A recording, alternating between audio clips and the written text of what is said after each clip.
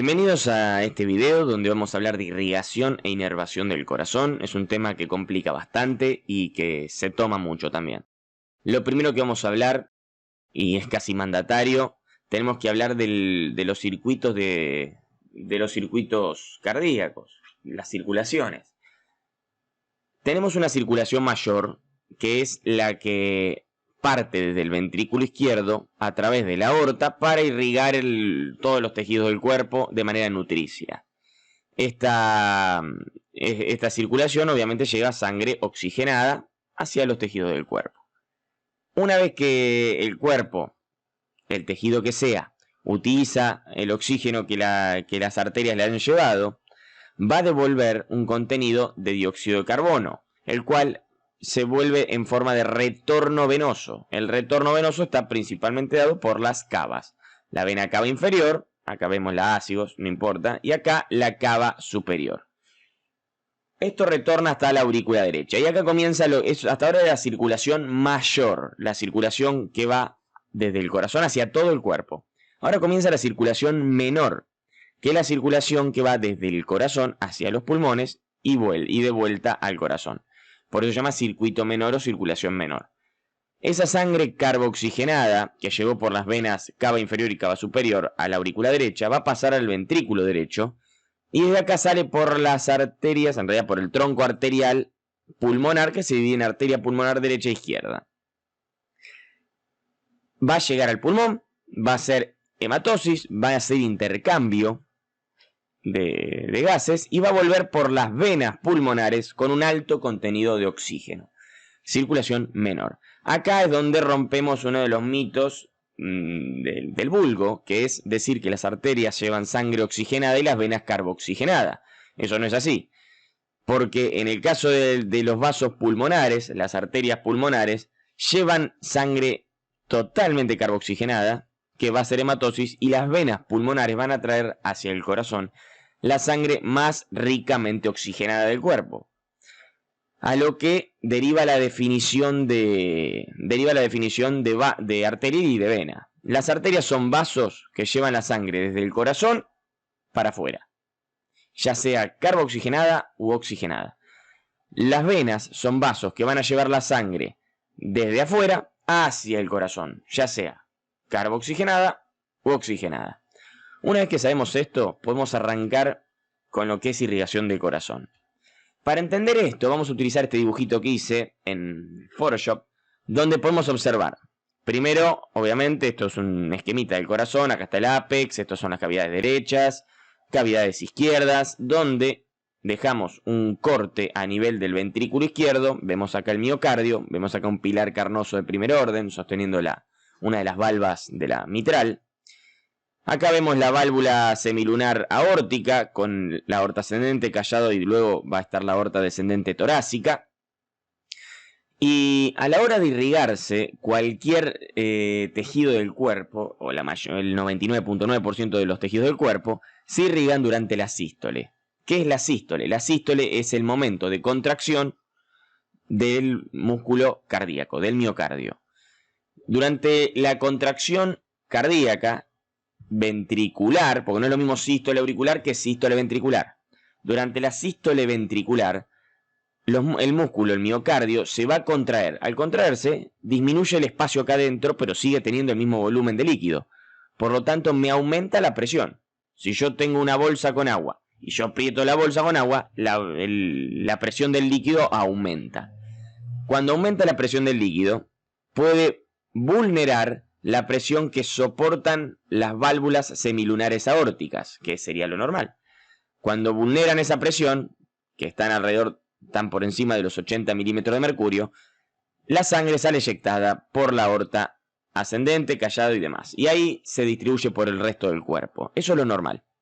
El cuerpo se irriga en sístole. Ahora, el corazón no. ¿Por qué? Por dos razones. La primera, que la sangre sale en esta dirección. Y ahora vamos a ver por qué eso afecta a la irrigación del corazón.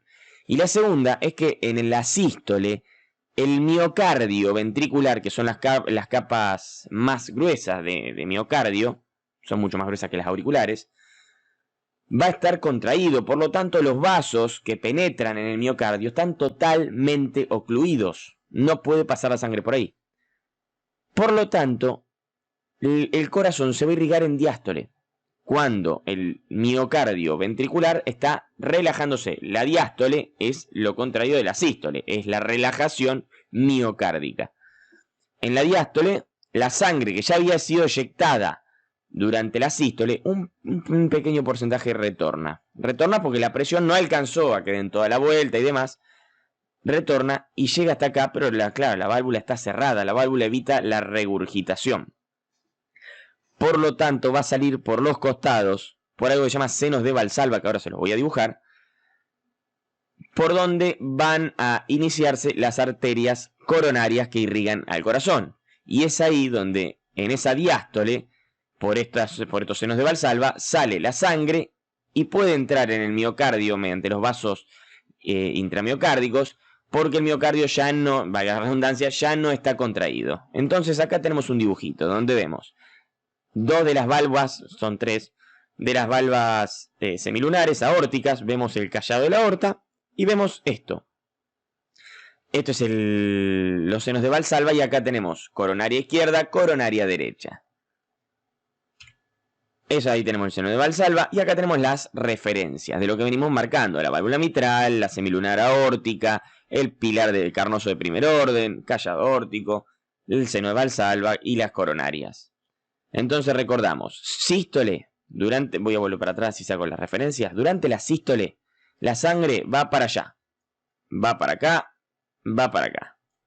Durante la diástole, lo que va a pasar es, primero se va a cerrar la válvula. La válvula se cierra completamente porque ya está, la presión de acá adentro no es tan alta. La presión del ventrículo no es tan alta como para mantener abierta la válvula. Y un poquito de sangre retorna. Esa sangre que retorna, al encontrarse la válvula cerrada, no le queda otra que salir por la coronaria derecha e izquierda. Y de esta forma irrigamos el corazón. Entonces recuerden, el corazón se irriga en diástole. Bien, ya entendimos esta parte. Vamos a hablar un poco de los vasos. En realidad vamos a hablar principalmente de la coronaria izquierda. La coronaria derecha no tiene demasiada cosa. Es más, hablando claro, la coronaria derecha nace, le da la vuelta por el surco aurículo-ventricular derecho, en un buen fragmento, cubierta por la orejuela derecha, y va a ir dando algunas ramas que no son tan importantes, y vamos a ver ya en breve qué territorio de irrigación tiene. Pero en cambio la coronaria izquierda sí tiene un trayecto y ramas importantes que hay que conocer. Y es así que hablamos del seno de Valsalva izquierdo, dando origen a la coronaria izquierda, la cual tiene un trayecto que va desde 1 centímetro a 1,5 centímetros. No es larga, es cortísima. Dura muy poco la coronaria izquierda, porque apenas se origina, hace 1 centímetro de recorrido, 1,5 centímetros, y genera una división en una rama o arteria descendente anterior, también llamada interventricular anterior, y una rama circunfleja. Como toda rama circunfleja, lo que hace es se da la vuelta. Se da la vuelta y se va para atrás o para arriba. La descendente anterior lo que va a hacer, y voy a intentar hacer un dibujito. Hagamos de cuenta que esto es el corazón. Esto ahí, auricular de derecha, izquierda. Ahí está. Apenas nace esta arteria coronaria izquierda, ahí en verde, va a dar una rama, que la voy a hacer en azul, que se llama circunfleja, que se da la vuelta y da la vuelta por detrás y hace esto. Y una rama, que la voy a hacer en este azul, que es más fuerte, que es la interventricular. No se nota. Una rama que es la interventricular anterior, que hace esto. Se va hacia anterior, le da la vuelta al surco aurículo-ventricular izquierdo y se desarrolla o se describe por el surco interventricular anterior. Es muy importante esta parte, porque en base a esto luego, el día de mañana, van a poder explicar diferentes tipos de infarto, reconocerlos en el electrocardiograma, y obviamente no todos los infartos son iguales. Esta descendente anterior tiene varias ramas. Tenemos la arteria derecha del cono arterial o cono pulmonar, tenemos la arteria ventricular derecha, la arteria anteroseptal, no importan. Estas ramas, si se las quieren memorizar, genial. La que tienen que saber es esta: interventricular anterior. Y en el caso de la circunfleja, que se daba la vuelta, se iba hacia posterior, tiene varias ramas que son importantes para entender lo que hace la circunfleja. Y, por ejemplo, entender por qué las patologías de esta arteria generan mucha arritmia, porque afectan los nodos, entre otras cosas. Los nodos que ahora vamos a ver qué es lo que son. Entonces esta circunfleja da un montón de ramas. Taca, taca, taca, taca, da la arteria del nodo sinusal, la arteria del nodo auriculoventricular, arteria lateral, arteria anterior, o sea, auricular lateral, auricular anterior, auricular posterior, marginal izquierda, de Kugel. Dan un montón, no importa. La que me importa es cuando la circunfleja, en un 10% de los casos, esto varía, algunos libros dicen 15%, no importa, más o menos por ahí. En ese 10% de los casos, me va a dar la arteria descendente posterior. Una arteria muy importante porque, al igual que la descendente anterior, irriga una porción nada despreciable de miocardio ventricular. Y fíjense que dice 10%. ¿Por qué 10%? ¿Qué pasa con el 90% restante? Lo que pasa con el 90% restante es que el 85% va a ser rama directa de la arteria coronaria derecha. Eso es lo único que le vamos a reconocer a la arteria coronaria derecha. En un 85% de los casos, al dar la vuelta por el surco auriculoventricular, termina irrigando el ventrículo derecho. Perdón, el ventrículo derecho. Además de que irriga el ventrículo derecho, termina dando la descendente posterior o interventricular posterior. Ahora, 85 más 10 es 95, me queda un 5%. En ese 5% lo que va a pasar es que ambas arterias, la circunfleja y la coronaria derecha, se van a juntar en la línea media de la cara posterior del corazón y van a dar la descendente posterior entre los dos. Eso se denomina codominancia y está obviamente en un 5% de los casos. En el 10% es dominancia izquierda y en el 85% se denomina dominancia derecha. Ahora, acá vamos a ver, acá tenemos un esquemita donde vemos el corazón en vista anterior. Acá vemos el corazón en una vista lateral izquierda. Y vamos a marcar. Primero, ahí tenemos el origen de las... Estas son las dos coronarias. Coronaria derecha, coronaria izquierda. Seno valsalva sería acá, derecho, y seno valsalva izquierdo. Fíjense lo cortita que es la izquierda. La derecha va a originarse y va a pasar por el surco auriculoventricular derecho. A veces tapada por la orejuela. Y se hace posterior. Y en el gran porcentaje de los casos va a dar la descendente posterior, que en este caso no lo dibujé así. Fíjense, acá tenemos la vista prácticamente lateral izquierda casi posterior, donde vemos la coronaria derecha dando la vueltita hasta llegar más o menos a esta altura. Esto es el seno coronario, es donde viene el retorno venoso. O sea, todo el corazón, así como tiene una irrigación arterial, necesita devolver sangre venosa. Y lo hace en base al seno coronario. En el caso de la arteria de la coronaria izquierda, una vez que nace, se va a dividir en dos. Una rama que es la descendente anterior, que fíjense cómo se hace anterior por el surco auriculoventricular.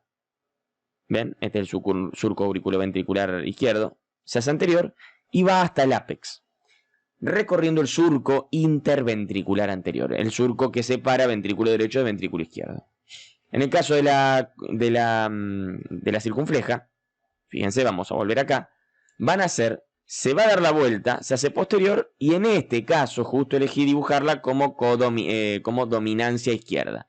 Fíjense, nació, se hizo posterior, surco auriculoventricular izquierdo, y agarra el surco interventricular posterior. O sea, me está dando la descendente posterior. Esto es una dominancia izquierda, solo el 10% de los casos.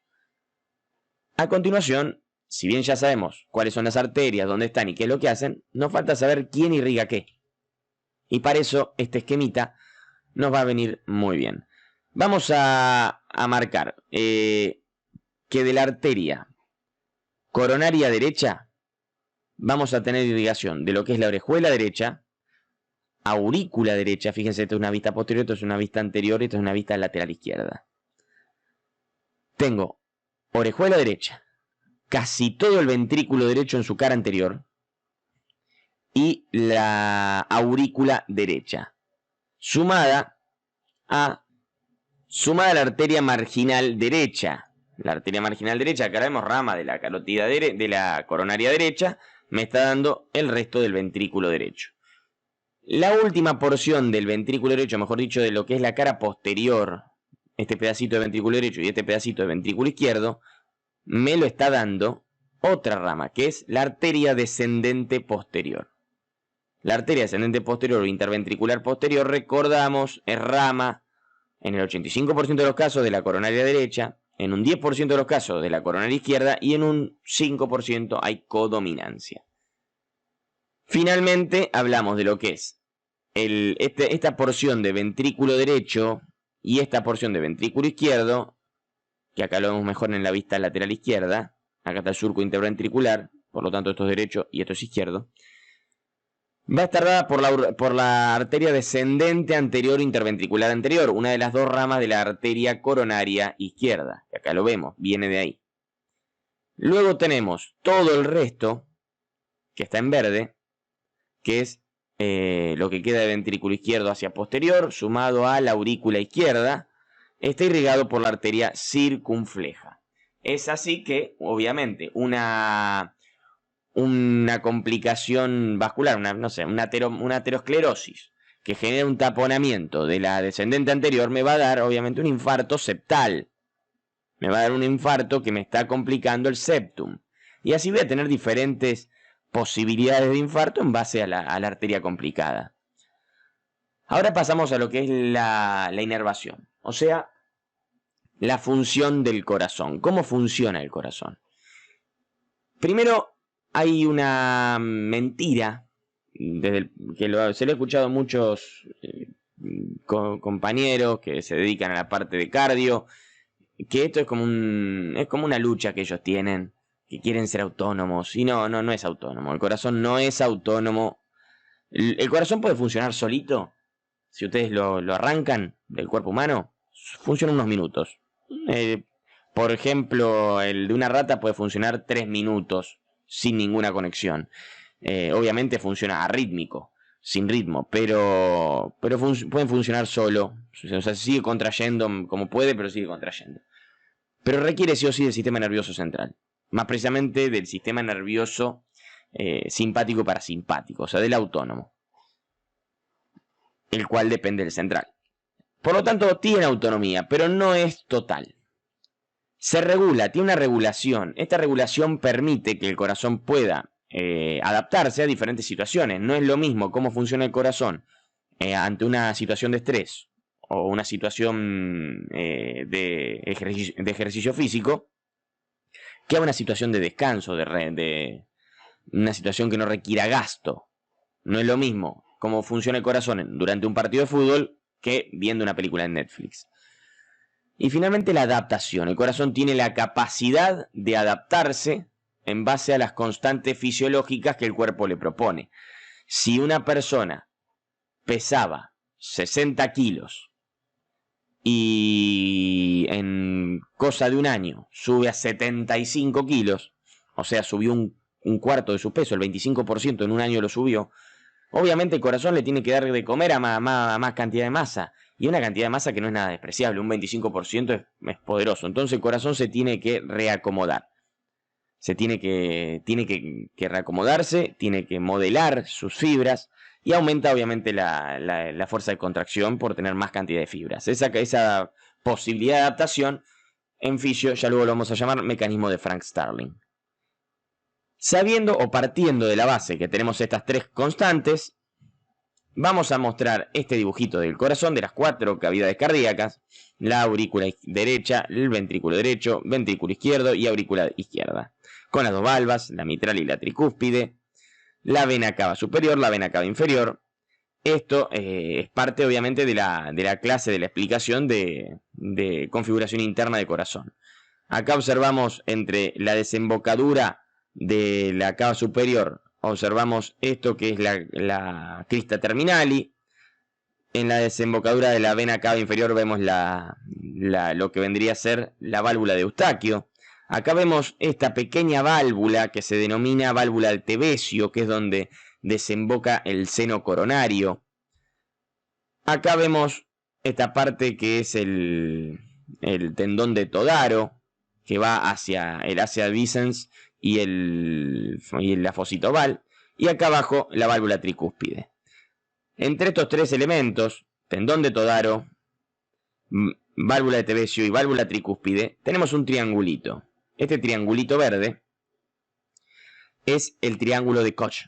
Es conocido como triángulo de Koch o triángulo de Koch. Es donde vamos a tener, ahí lo vemos, el nodo aurículo-ventricular, que no es el más importante. El más importante es este que está en la parte superior de la crista terminali. Este es el nodo sinoauricular o sinusal. Nódulo sinusal o de Katie Flack o sinoauricular. Luego tenemos el nódulo aurículo-ventricular o de Ashov-Tawara.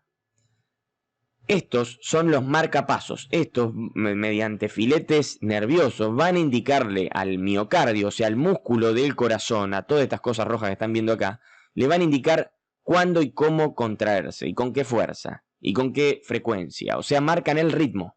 Son los marcadores del ritmo. Por eso se lo llaman marcapasos, sobre todo el sinusal, que es el marcapasos del corazón.